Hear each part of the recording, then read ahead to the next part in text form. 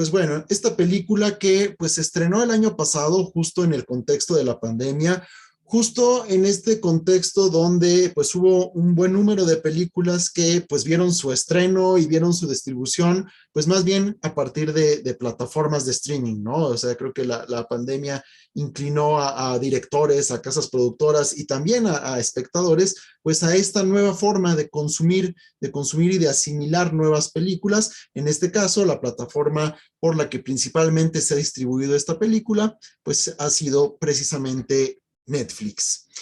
Y pues bueno, para empezar, hay que considerar el contexto en el cual, o el contexto del cual nos presenta esta película, ¿no? Esta película pues se desarrolla en las provincias vascas, al norte de España, en el año de 1609. Y ya con este contexto surgen dos cuestiones interesantes. En primer lugar, el lugar donde tiene lugar esta, valga la redundancia, donde tiene lugar esta película, eh, políticamente nos ubica en una de estas regiones donde se han presentado los conflictos de los nacionalismos españoles, ¿no? Como sabemos, la historia española hasta nuestros días, pues acarrea consigo esta cuestión de que a pesar de los distintos intentos históricos que ha habido por integrar en una sola nación a las distintas poblaciones, a las distintas regiones, pues sigue habiendo esta búsqueda de individualidad e incluso de independización en algunos casos, ¿no? Y justamente la región vasca, pues ha sido una región que ha entrado en este conflicto de los nacionalismos. Y en la película se percibe eso, ¿no? Hay esta relación tensa entre pues estos personajes de fuera que invaden y que llegan a esta localidad o a estas localidades vascas y que pues pretenden imponer cierta mentalidad. Y por otra parte, bueno, el año 1609, esta locación y este año, pues nos refiere justamente a un contexto en el cual se llevaron a cabo, pues, algunos de los juicios de brujas más importantes en habla hispana. Me refiero a los juicios de brujas y a todo lo acontecido justo en estos años, justo en estas regiones, particularmente en la región de Surgarramurdi, que está justamente aquí en las provincias vascas. Si bien la película nunca especifica o nunca hace mención directa de que trate de los juicios de Surgaramurdi, se puede asumir que mucho de lo que inspiró y mucho de lo que se ve en la película, pues está ubicado justo en estos juicios que son quizá los mejor documentados, con los que contamos mayor información en cuanto a la casa de brujas en habla hispana o en el contexto de habla hispana. Además, esta fecha de 1609 nos indica algo bien importante y que resulta interesante e incluso puede resultar revelador. Habitualmente cuando pensamos en la cacería de brujas, en la persecución de estas mujeres con pretexto de la brujería, habitualmente ubicamos esto como un fenómeno medieval, ¿no? Creemos que justamente la perspectiva oscurantista velada por la hiperreligiosidad medieval fue lo que conllevó a la cacería de brujas. Cuando en realidad,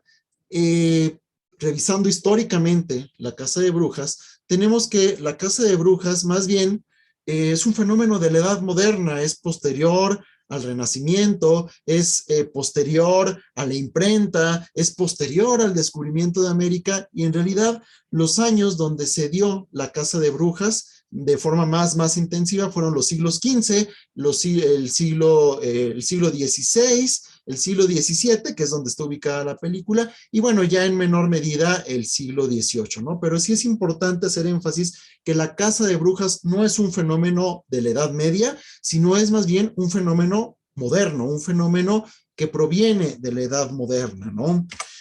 Y de hecho, es importante también mencionar que, por ejemplo, fenómenos propios o novedades propias de la edad moderna, como la imprenta, fueron los que en parte hicieron posible o más bien expandieron la cacería de las brujas, ¿no? casi siempre cuando hablamos de la imprenta como fenómeno de la cultura occidental moderna o de comienzos de la modernidad en la cultura occidental, pues reconocemos los valores positivos que trajo la imprenta, ¿no? El divulgar, el transmitir saberes, conocimientos, pero también gracias a la imprenta se divulgaron, se expandieron textos como el Maleus Maleficarum, el martillo de las brujas, uno de los principales textos para pues la persecución, la caza y finalmente la ejecución de brujas, ¿no? Entonces podríamos pensar que estos recursos propios de la modernidad, como la imprenta o incluso los intercambios culturales, los intercambios comerciales que se dieron pues desde el siglo XV, desde el siglo XVI, también acarrearon estos aspectos bastante negativos como pues la persecución y la caza de brujas. Y bueno, ya hablando un poco más puntualmente de la película, pues esta imagen nos presenta a los personajes que justamente participan en la casa de brujas. En la cabecera, pues tenemos al que sería el principal perseguidor de brujas en esta película, que es el juez. El juez que en este caso está, sin ser una inspiración directamente histórica, sí retoma muchas de las características de Pierre Delangle, un jurista y teólogo francés de finales del siglo XVI, principios del siglo XVII, que justamente fue el responsable de muchas persecuciones, ejecuciones y cacería de brujas, tanto en el sur de Francia como justamente en la región vasca, en el norte de España, ¿no? Pues estos personajes, como podemos ver, pues eran personas cultas, eran personas que sí tenían cierta formación. Generalmente era esta combinación entre teología y leyes, y que pues además se acompañaban de otros personajes para llevar a cabo su cacería de brujas. Justo sentado a la derecha de este personaje, pues podemos ver al secretario, que a veces también en los juicios o en los testimonios de los juicios de brujas se le conoce como el escribano, que es la persona que acompañaba al juez en todas sus disertaciones y en todas sus cavilaciones, pues ahí cuasi filosóficas, cuasi teológicas en torno a la cacería de brujas, y que además iba llevando todo el registro, ¿no? Generalmente el escribano, como se muestra en la película, pues era una persona que además conocía también de distintas maneras de llevar registro de todo lo acontecido, más allá de simplemente la escritura. Por ejemplo, en la película lo muestran como una persona que sabía de música, como una persona que podía incluso llevar un registro visual mediante dibujos de lo que iba sucediendo en el juicio. Y luego, un poco más a la izquierda de esta imagen, pues tenemos al otro miembro, digamos, del equipo base de los cazadores de brujas, que era el cirujano o el verdugo, que era esta persona que, sin ser necesariamente lo que hoy día entenderíamos como un médico, sí conocía y sí sabía acerca de ciertos procedimientos quirúrgicos mediante los cuales pues podrían obtener información de las supuestas brujas mediante la tortura, ¿no? Estos personajes, digamos, eran los encargados de, entre comillas, conocer o reconocer al cuerpo para llevar a cabo las torturas y los tormentos a las supuestas brujas. Y luego, del lado derecho de la imagen, a la izquierda del juez, pues tenemos al padre, al cura Cristóbal de la película, que bueno, representa a la iglesia. En realidad, aquí hay que hacer otra aclaración. La cuestión de los juicios y de la persecución de brujas no era llevada a cabo por la iglesia como tal. Por supuesto que la iglesia era partícipe y por supuesto que en los juicios de brujería era indispensable que hubiera la presencia de una figura religiosa, de un personaje religioso, pero digamos que el germen o de donde provenía el enjuiciar a las brujas no era propiamente de la iglesia. No con esto quiero decir que la iglesia no tuvo un papel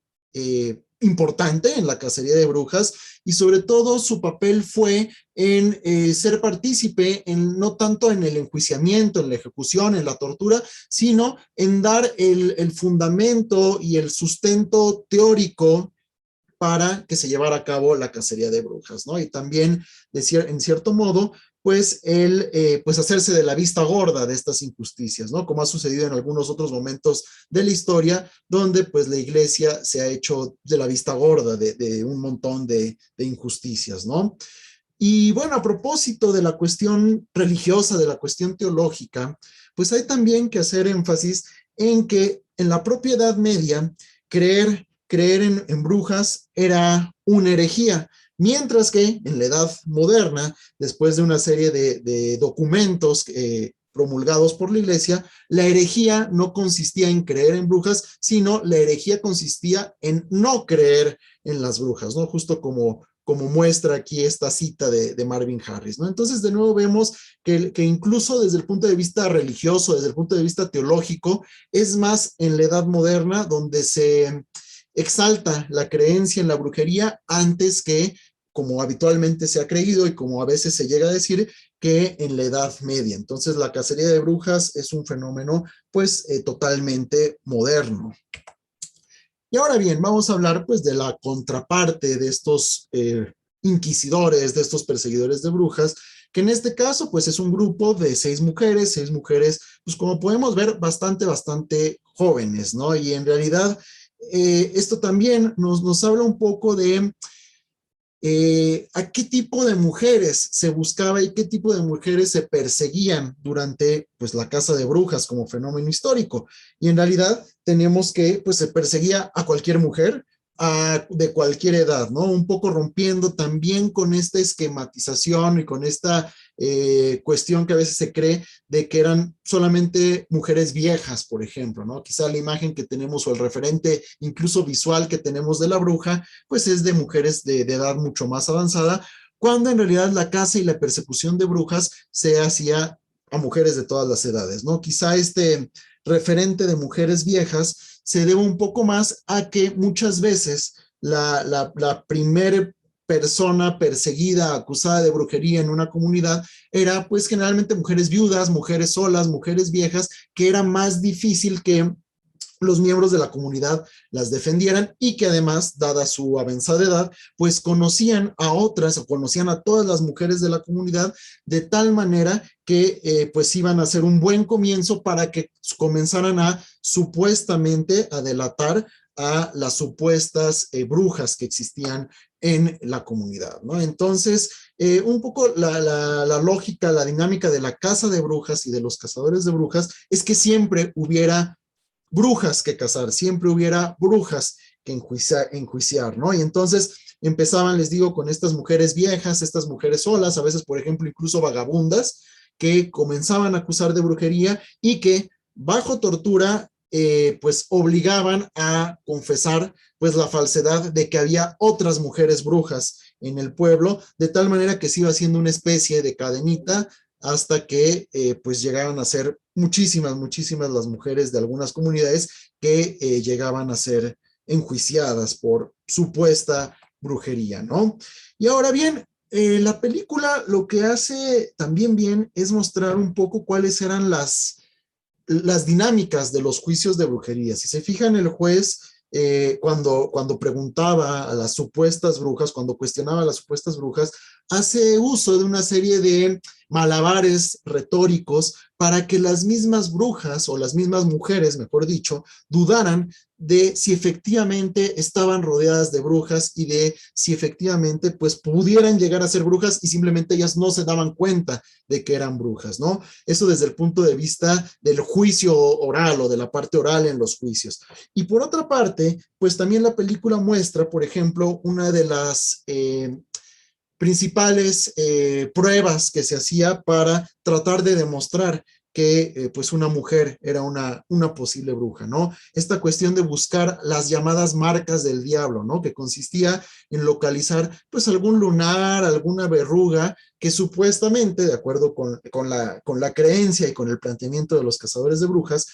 ese lunar, esa verruga, era justo donde el diablo había tocado a estas brujas y donde había de alguna manera sellado su pacto. ¿Qué era lo que sucedía? Que bueno, se encontraba ese lunar, esa verruga, esa marca, y como se muestra en la película, en algún momento se pinchaba.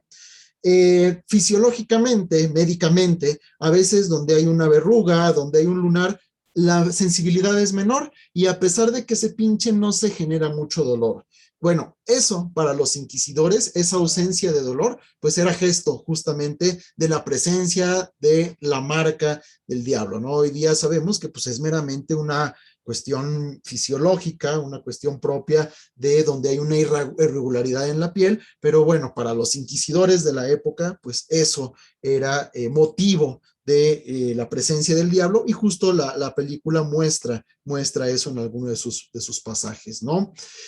Y bueno, justo las confesiones de las brujas eran producto de las torturas, o sea que ya ante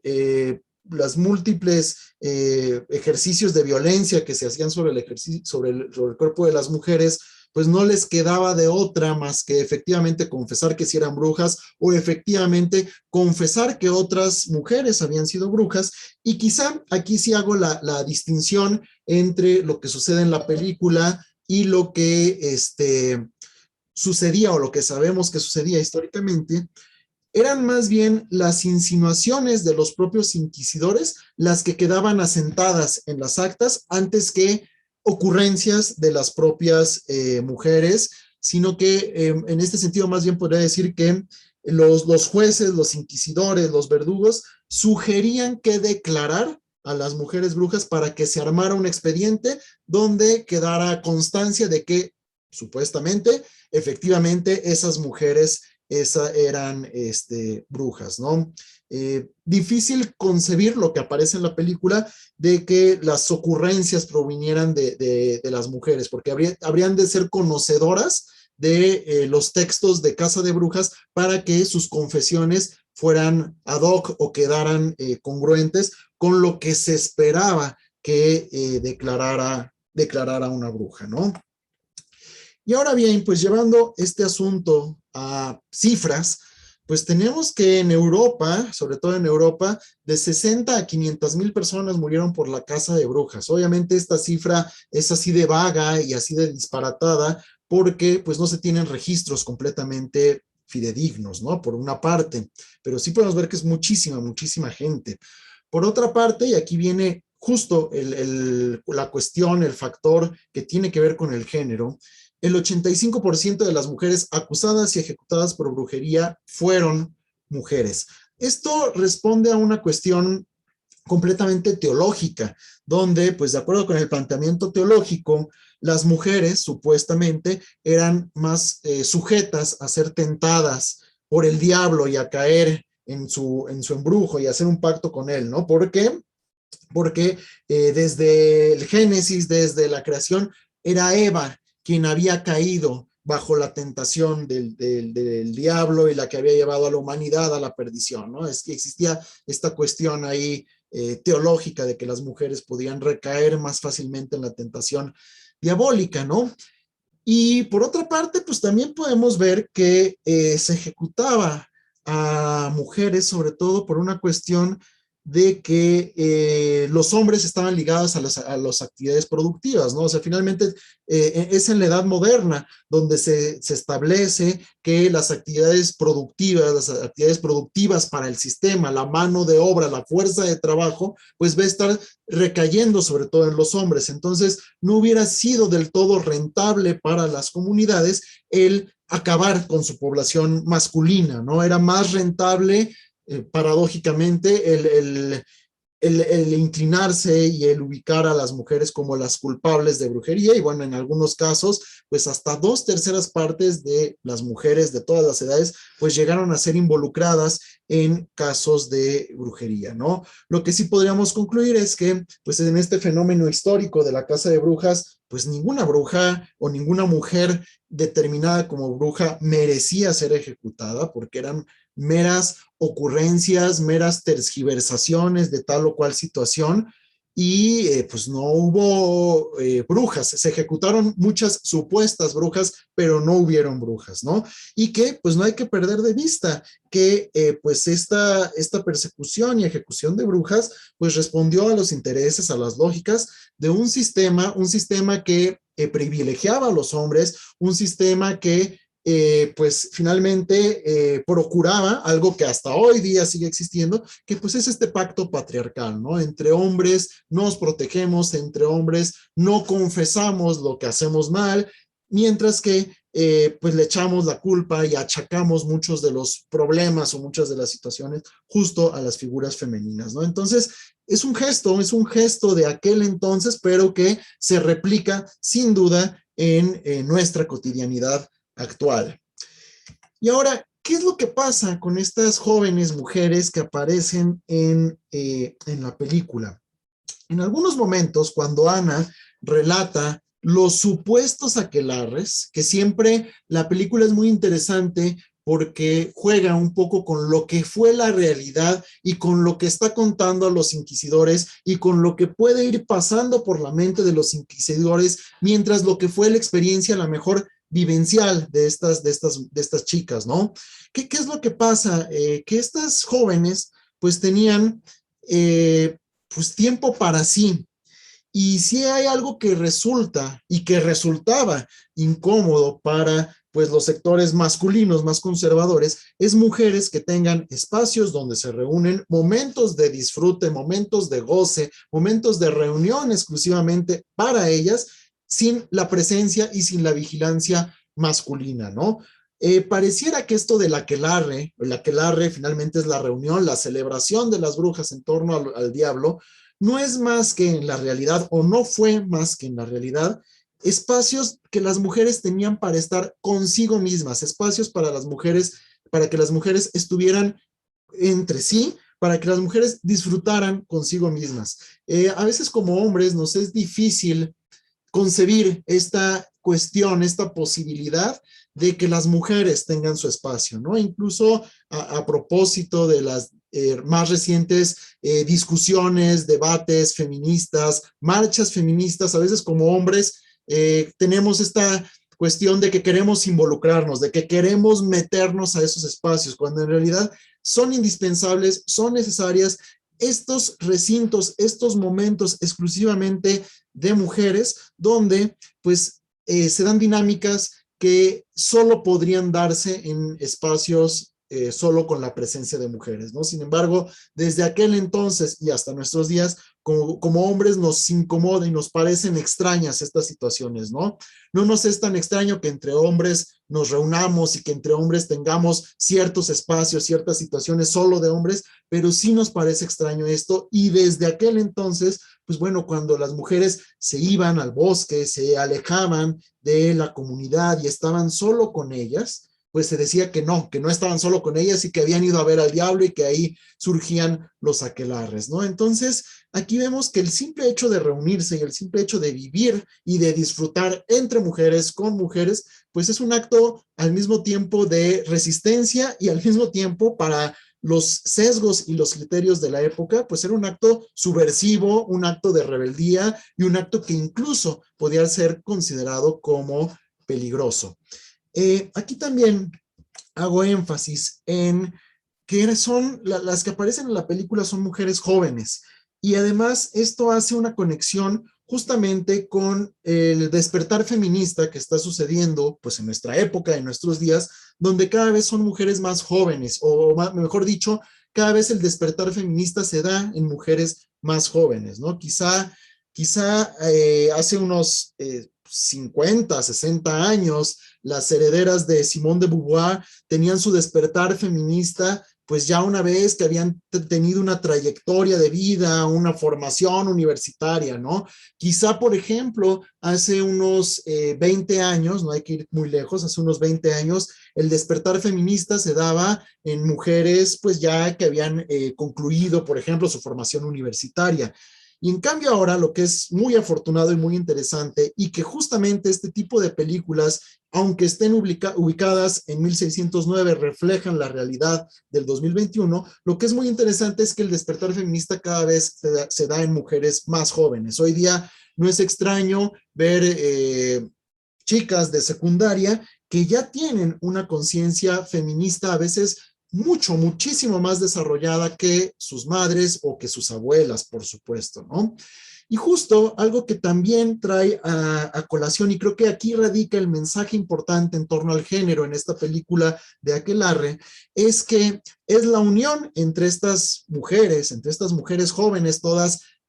víctimas del sistema, todas víctimas de pues ser supuestas brujas o acusadas de supuesta brujería. Lo que tenemos es que lo que hace que estas mujeres puedan salir avantes es justamente la unión entre ellas, la colaboración entre ellas, lo que hoy día se conoce como la sororidad, es decir, mujeres apoyándose entre sí para pues tratar de contrarrestar pues las injusticias que en este caso institucionalmente, porque finalmente la iglesia, el poder judicial, las instituciones son las que ejercían en gran medida la violencia contra las mujeres, así como hoy día, pues son las instituciones las mismas que siguen siendo, en este caso, en el contexto inmediatamente actual e inmediatamente local, son las instituciones las que siguen siendo precisamente indiferentes a los reclamos, a las demandas y a las circunstancias que lamentablemente pues siguen presentes en cuanto a la violencia hacia las mujeres, ¿no? Quizá hoy día no haya como tal una ejecución y una persecución como tal de brujas, sin embargo, sí hay una suerte de demonización, por ejemplo, de las luchas feministas, a veces una demonización que logra mediatizarse mediante distintos recursos y pues bueno, de ahí que pues una película de 2020, pero que se ubica en 1609 y que está en el contexto de las provincias vascas, pues pueda resultar relevante, pueda llevarnos a discutir, pueda llevarnos a reflexionar en torno a lo que está sucediendo en nuestra realidad inmediata, ¿no? Y pareciera que